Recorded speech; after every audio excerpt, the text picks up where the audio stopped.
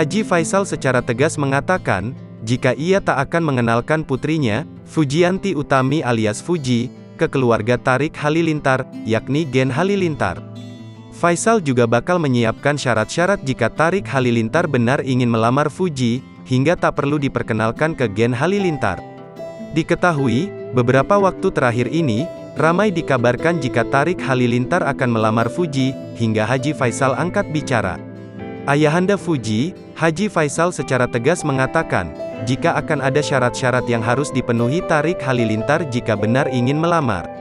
Tetapi tidak bagi Haji Faisal, ia mengajukan syarat jika Fuji dan Tarik ingin melangsungkan lamaran. Bahkan, dirinya menetapkan semua syarat lamaran berasal dari pihak perempuan.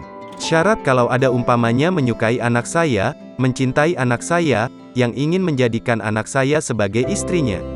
Syarat-syaratnya dari kita, bukan dari orang lain, karena pihak laki-laki melamar ke pihak perempuan, kata Haji Faisal seperti dikutip pada laman YouTube KH Infotainment, Sabtu, tanggal 17 September tahun 2022.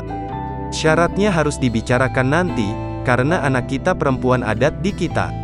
Ketentuan dan peraturan ada kita, itu final, adat di kita begitu, sambungnya. Haji Faisal pun mengungkapkan tidak ada keraguan dengan Tarik Halilintar.